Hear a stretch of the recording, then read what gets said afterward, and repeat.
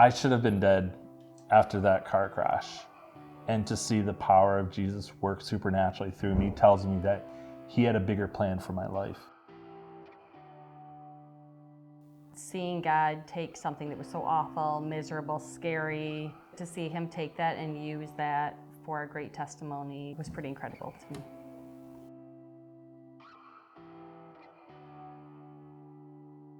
After my conversion, I have not had a single suicidal thought.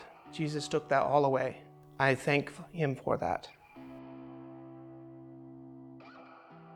No matter how lost or at your lowest point you think you are, you turn to God and he will make sure that your life is prosperous and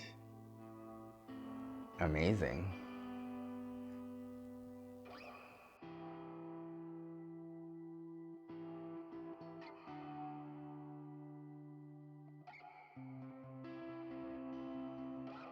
I'm Matt Kelliher. And I'm Gwen Kelliher. And we're the Kelliher family. I play bass currently in the worship team at Clare Assembly of God. I also am the director of missions and involved in the tech ministry. And I am a deacon. I also teach a kids' Sunday school class.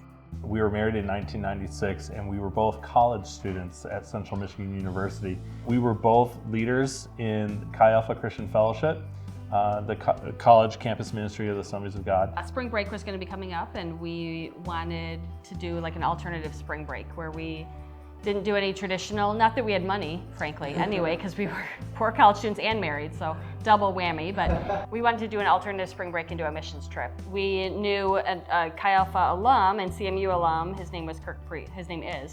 I mean, he said that there's this new campus and they could really use a group of people like yourselves to come and minister to the college community and really spread the good news of Jesus Christ to the campus. There were 8 of us that signed up for that spring break.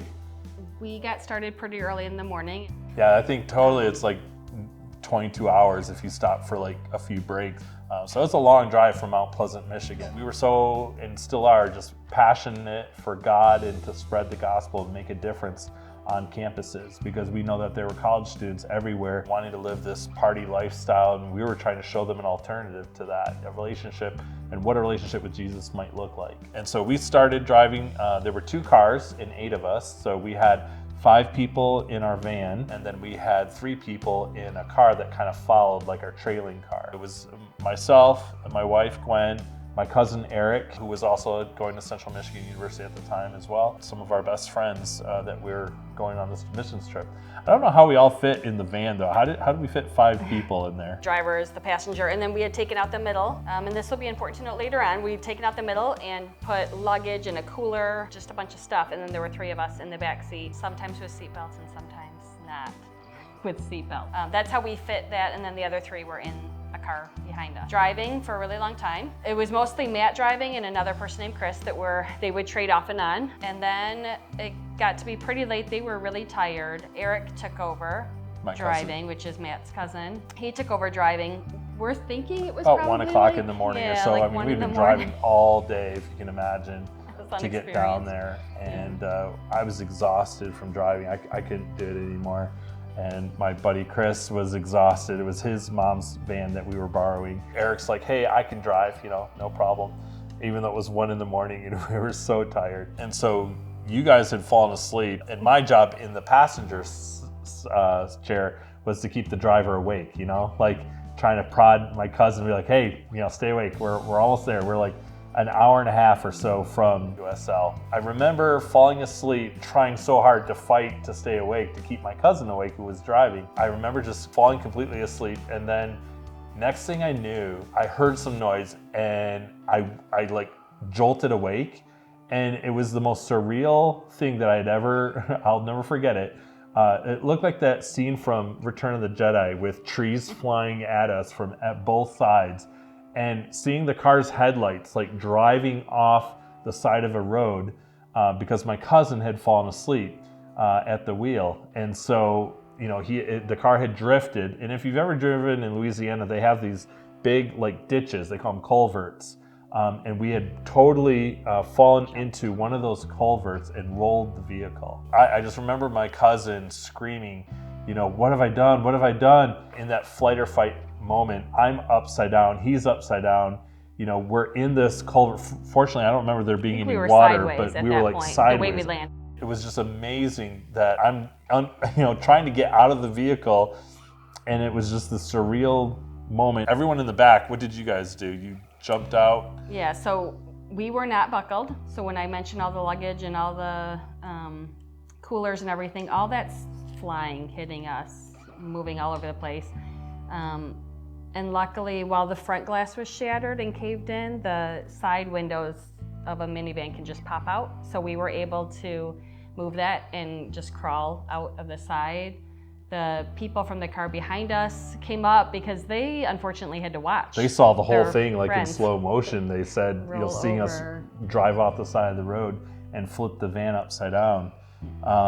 And so that's what I remember is climbing out. Climbing out with glass everywhere. I remember thinking like this vehicle is gonna, like you've seen the movies, like, oh my gosh, this thing's gonna explode. We gotta get out of here. And so my first reaction is just try to unbuckle, and I was like sort of pinned behind the passenger side a little bit. Somehow I was able to like squirm my way through the mud and climb literally out the window. And then I realized my cousin was still stuck and pinned behind the car where the airbag had gone off. And he was completely immobilized and couldn't move. So my buddy Chris, whose mom's van it was, jumped back in, was able to like unbuckle my cousin, who literally was upside down, and was able to get him out to safety. I remember thinking, what just happened? But it wasn't until a nurse had driven by and seen us pull over to the side of the road. She was on her way to work early in the morning to do her night shift at the hospital nearby. And she called an ambulance for us. And that's when it hit home, like, nope, the missions trip, I don't know how we're gonna do this now. In the ambulance, the people that were hurt the worst was myself. I ended up with a sprained shoulder. Matt, because he had a lot of cuts, he was dragged on the ground. I mean, as the car is going, he's being dragged on the ground as his window shattered. So he's got, mud his caked face all over my and face. mud caked. Yeah. Surprisidly though, you didn't end up being terribly injured. Also had a seatbelt though. And then Kim fared the worst. When we, after an ambulance ride and we got to the hospital, they took x-rays of her and she had 2 fractured vertebrae in her back. So she couldn't stand up straight. She was incredible pain. A lot of pain and bent over. And that's how she had to walk out of the hospital, was with some pain meds. Kirk Priest was notified.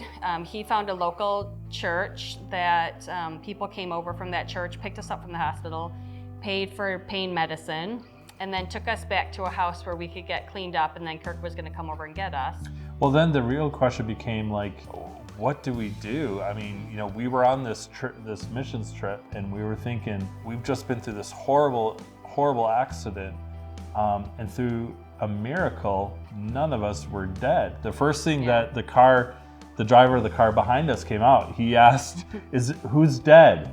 Is anyone dead? And it was like, there's obviously the expectation that someone had to have died in that accident. And the fact that we all were able to walk out of that was a miracle. And even with Kim's broken back, we ended up praying and laying hands on her and believing in healing and praying, Lord Jesus, if it be your will, like, heal her in the name of Jesus. And we literally saw her completely healed, I think she said she went back later and they couldn't even tell that her back had been broken. 2 x-rays. She had 2 sets of x-rays, one where the back was broken and the next one where it wasn't. In that same week. They were praying over her, and she went from somebody who, couldn't walk fully and just was really hunched over. And then as we're praying, she stands up and lifts her hands to the ceiling. And I think for me and for a lot of us being young Christians, you don't recover. You know that God heals. Yeah, you really can't deny God's power in that moment to see healing right before your very eyes. we wrestled with the question of like, how can we not continue this missions trip, the rest of the way, because they asked us if we wanted to turn back and head back to Michigan, after all the traumatic experiences that, we should have been dead. You look at that photo and you're like, there's no way I should have survived that, or that any of us should have been unscathed, So it became one of those things where we were like, no, God's done this miracle. We need to bring this, testimony to the students at USL, and that empowered us to really go all out on that missions trip to the campus and talk about how we were basically brought back from the dead. Jesus was brought back from the dead the same way. And that story of life could bring healing to the students at USL. We had one of the most phenomenal, we call them milestones of our faith, where we look back at that time and we're like, we know there's a God because we've seen him work in a real and tangible way. I'm Milo Wing. I'm a student at Mid-Michigan Community College. I started out doing lighting here at Clare Assembly of God, and I just enjoy the colors, the brightness, just everything about it. I love lighting, and I love Jesus more. So after leaving the cult, there was many years that I was an atheist, nihilist. I didn't believe in anything really, and I believed that the universe was going to end either in darkness or in heat, and that everyone would die, and so what's the point?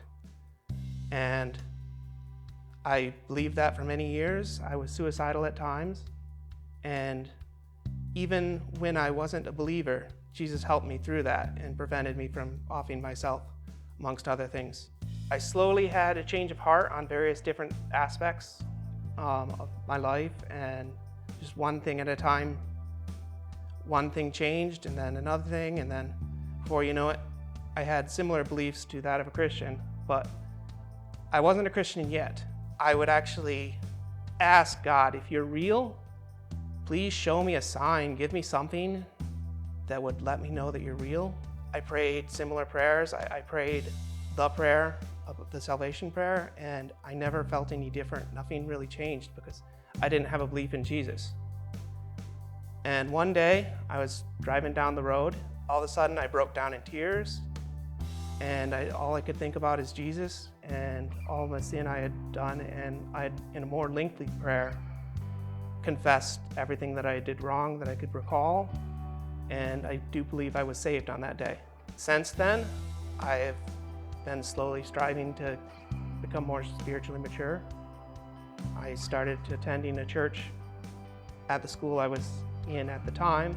It wasn't necessarily completely regular, but I would do my best to get there and, receive spiritual nourishment. So my prayers had been answered. I had the thing that I needed, faith in Jesus, and that was a gift from God. I was in a dark place, very suicidal, and Jesus came to me after I was asking for him. I had no belief in him, but he gave me the belief I needed, and he converted me. It was nothing I did, he did everything, and that's my story. My name is Jacob Martinez. I have been attending Clare Assembly of God for almost 2 years. I was baptized Catholic as an infant. I was a Macomian baby, is what they call it, and I was given my last rites in the hospital because I wasn't supposed to come home. But God had other plans for me, and here I am today. I've always had faith and believed in God, but never really attended church on a regular basis. I like to think I had my own little relationship with God throughout my whole life, but just the past couple years is when I've really strengthened that relationship with God, and he has gotten me through a lot of rough times. But I did have questions whether I was worthy to go to heaven or not because of what I was told in the past with my lifestyle and choices that I made throughout my life. I had struggled with addiction because I was struggling with finding who I was as a person, and I couldn't be who I wanted to be because of being from a Catholic family. That type of a lifestyle just wasn't allowed. So I struggled with finding who I was as a person and if it was acceptable.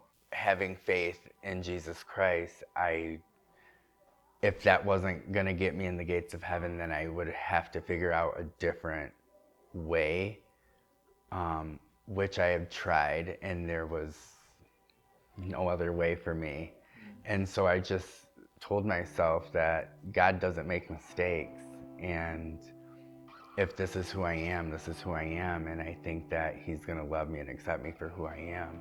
But during this, I did develop an addiction to a drug, and I struggled for a couple years with that, and in the process lost everything. My family, friends, godchildren. And so in order to get that back, I had to make some changes, and I didn't know how to do that. So I just turned to God and asked him to give me the strength or guide me and help me find my way back to who I used to be, the person I remember and the person I liked. And he did that. He did that for me. I've never been in a better place in my life than I am now. And it's, 42 years later. Sarah Watson, I think is what she goes by now. She's a very good friend of mine, and she recommended Clare Assembly of God to me. Clare Assembly of God is probably the best group of people I have been around in a long time. They are very genuine people, and I have never met anybody that sees the good in everyone. Lisa Harper and Pastor Scott Harper are great people, and they keep me coming back. I love it here, I really do. I feel comfortable, finally, in a church, and I feel accepted. So I plan on keep coming back as long as you'll have me. When you go to rehab, they push church and all that onto you, which they didn't have to push it onto me. Like I said, I've always believed in God. But I was always the person that needed answers as well, and I wasn't getting any. But when I found out that if there was a question that didn't have an answer, you give it up to God, and then you let him sort through it. And that's what really helped me. That's what helps me still to this day to get through sometimes day-to-day struggles. But with God, I can give it up to him, and I'm still clean and sober to this day for almost 2 years. And so that's the longest I think I've ever committed to anything. So it's really nice. Yeah. But yes, he helped me get through it, the struggle. And like I said, I'm in the best place I've ever been. I actually have a bank account now with money in it. I'm hopefully gonna be buying a house next year. It might just be me by myself, but it's an accomplishment that I never thought I'd do, so I'm pretty excited about it.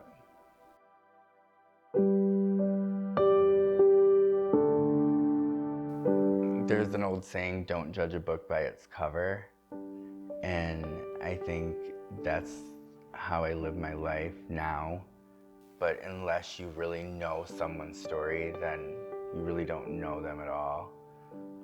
And be careful how you judge somebody, because you just never know what they're going through or what they've been through. Jesus is capable of taking us from a dark place and putting us into the light and onto the right path. I too thought I was ready for just a life of darkness, but by the grace of God, Sarah Watson asked me to come here, and she explained things to me that I was afraid to ask about religion. Because again, like I said, I needed the answers. But if you don't have the answers, know that he will guide you. Sometimes people might need the God moment where they see God in action, and whether that means you've got no money, that doesn't sound right, but you have no money in your bank account and all of a sudden somebody gives you a gift card or they pay for your groceries or something, just looking for those God moments where you see a loving God taking care of you. For me, I walk out in nature and I just see nature, and that to me is proof enough. I've always felt a sense of loneliness, but it was here at one of the services where they said that with God in your life, you're never alone. And that resonated with me because it's very true. Because I have a lot of family and friends, but it still gets lonely at times. But I don't feel that way anymore now that I have God in my life, like stronger than I had ever had before. We have to believe in the resurrection. He can resurrect us. Lazarus was resurrected. Jesus himself was resurrected. Also in Ezekiel, there's passage talking about the dry bones coming to life. We have to believe in the resurrection. He can resurrect us. I think you need to experience God personally, right? And look for those opportunities where you may want to dismiss it and go, well, this is just by happen chance that such and such happened. Look in your life and look at those milestones where you realize there's no way that this could have been any other answer than the supernatural power of the Holy Spirit working through you in that situation. Pray to Jesus. He can rescue you from anything. There's been times where I've had a bad dream and I pray to Jesus and the dream ends abruptly. To see the amazing things that God does through us, to give us boldness, to give us strength to testify and to tell others about Jesus. I mean, it's really it's seeing God in action, right? Be kind and treat others how you want to be treated, and just know that everybody has a story. Jesus is a good God, and he means everything to me. He's literally saved me in multiple ways, and I just couldn't do without him. Because of Jesus Christ, I'm out of that grave. Because of Jesus Christ, I am out of that grave. Because of Jesus Christ, we're out of that grave. Woohoo! Should we have the woohoo? Woohoo! That's on the outtakes.